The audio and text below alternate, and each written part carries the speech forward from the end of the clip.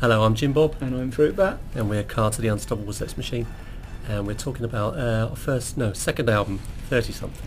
Yes, 30 And this second album, yeah. What's the second album? I wasn't sure. Yeah. And this first song, Surfing USM, which is largely an instrumental, isn't it? No lyrics. So unless you count bar bar bar. Yeah, is that lyrics? I don't think Is that your lyrics? I didn't write those lyrics. Is it, I think you the might have Beach written Boys those. lyrics? Oh, Yeah, maybe. Yeah, so it starts off with sample from Red Dwarf about being a fat bastard. Yeah, I wonder how we found that. If we found that, is that one of those things that just... I think sometimes you wonder found about it, that. didn't you? Because you taped it off the telly. Yeah, but I sometimes wonder how, because we had a song that we were probably going to have the You Fat Bastard bit in, because it was sampled from the audience. Yeah. But how, and then did we just luckily, I suppose we were just watching the telly, and they said that, I thought, oh... And the These You things Fat Bastard presented bit, the audience shouting You Fat Bastard was from a gig that we recorded at Kent University. Yeah, see, I've got that written down, Canterbury University. Yeah. I thought we were going to disagree on that. No, I remember that very clearly. I do. And I think one thing we did, it's not really a secret, but we did cheat a bit. I think we doubled up the audience to make it sound bigger. Yeah. In the same way as I think we did that on our first live video as well, didn't we? We did. Yeah. Because you have to. The audience never sounds big enough. No, you have to double the audience every time. It's standard production technique. It is. So the next song is my second to last Will and Testament, or second to last William Testicle, as it affectionately known. So that also starts with a sample. Yeah. we just had that one film, didn't we, Alfie, that we just used a lot. It was a very favourite film. Very favourite film. That's one of those. Do you watch that when you watch the film and then you hear the sample? Well, you don't hear the sample. You hear the bit from the film. Yeah. And then you forget, and it sounds weird because it's like hearing someone playing a bit of your song in the middle of a film. It's very popular that when we play that one live, and the Shadows or Miller don't really get the whole audience. Yeah, and it's Shadows, isn't it? Shadows, not Shadows. That's the thing. Some of the lyrics I can't remember exactly what they were about. I mean, I know it's a bloke. I can't remember exactly why I wrote it, but I know it's about somebody sort of a criminal dying. I know that much, but I can't remember. I can't remember who, because I feel like most of our songs, they were kind of fairly factually based, weren't they? So there must have been something that triggered that off. I know that this song, I think it was this song and Say Out With Flowers later on, there's two songs that we swapped around, and I think it was those two where we sung the lyrics. Yeah, that's true. And it wasn't really working, so and I'm pretty sure it was this and Say Out With Flowers. Yeah, it was. They swapped around because one of them sounded wrong, and then we sort of thought, let's sing that song to this music. Yeah, that's right. I remember that. This was one of those two. Anytime You Place Anywhere. Which was a single. Just a Martini advert, isn't it? Really? Yeah. Was it a single? Was it? Yeah, was it the first single of the album, or was it? Did it come out before? Came out before the album, didn't it?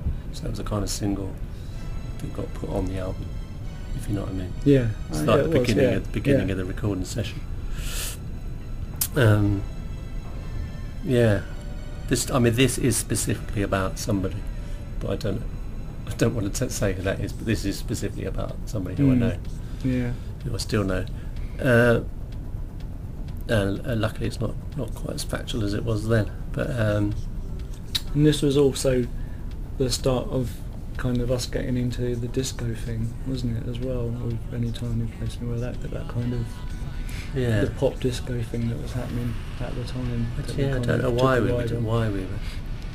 It was all kind of. I think this is Pet Shop Boys, Kylie, Stock Aitken and Walkman kind of thing that we kind of got infected with a little bit. I think because of the nature of the band, I think that was always going to happen, just because of having a drum machine. That you tend to sort of do more kind of, I don't know, it's not dance music, is it? But dance-based things, we're less likely to just do straight rock songs. Yeah, I suppose so. But it was kind of the sort of vogue at the time as well, wasn't it? That kind of disco pop. Yeah, we invented that. Did we? I think so, yeah. I'm glad about that. Not the Stone Roses, it was us. Yeah, is there anything else about that? this was wasn't this one of our many songs that was banned by the BBC? It was technically not banned, but they wouldn't play it because basically encouraged alcoholism. Alcoholism. And they were to try and explain that it wasn't really a pro. It wasn't really a pro-alcohol song. It was more of it was a song. It was a song about an alcoholic. I can't remember where. I'm sort of trying to drag out from the bottom of my mind where the music came from, and I can't really remember how that. I think it was just a riff that I thought of. Yeah.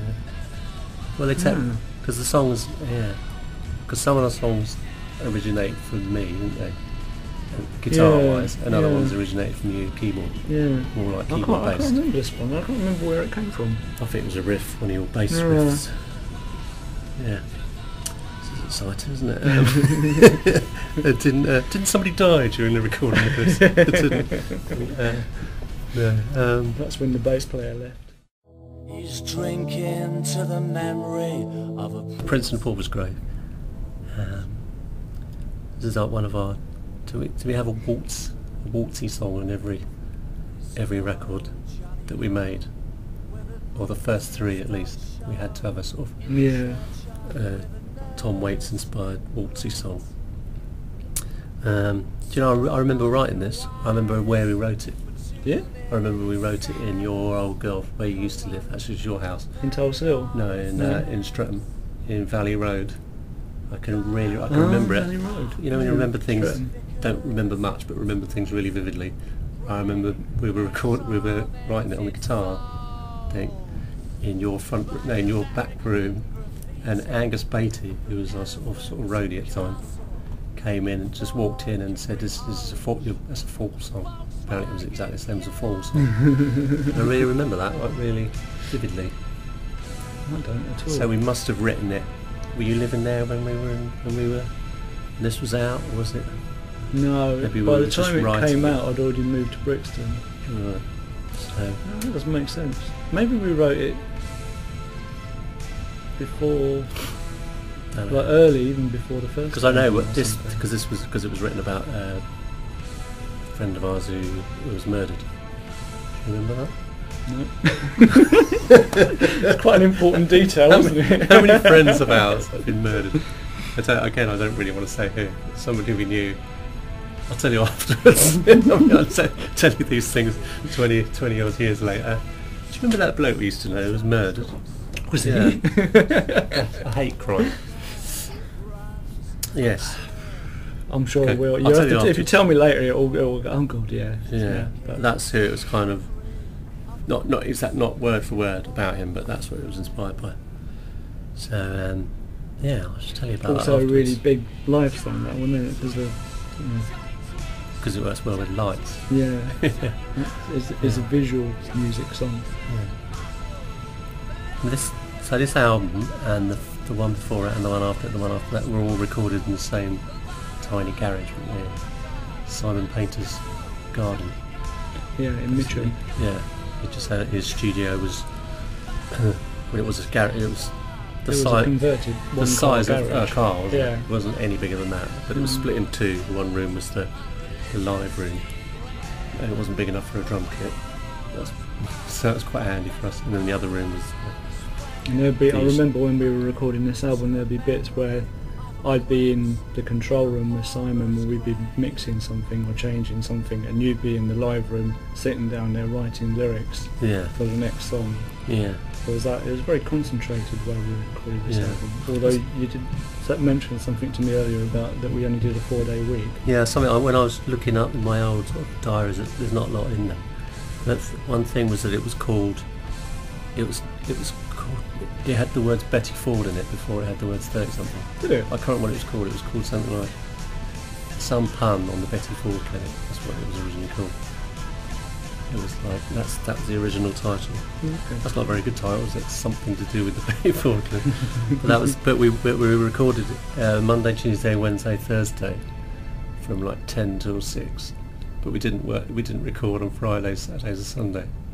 It's not very like rock and roll, is it? And we used to cycle to the studio, and cycle back, and go to the Bakers every day.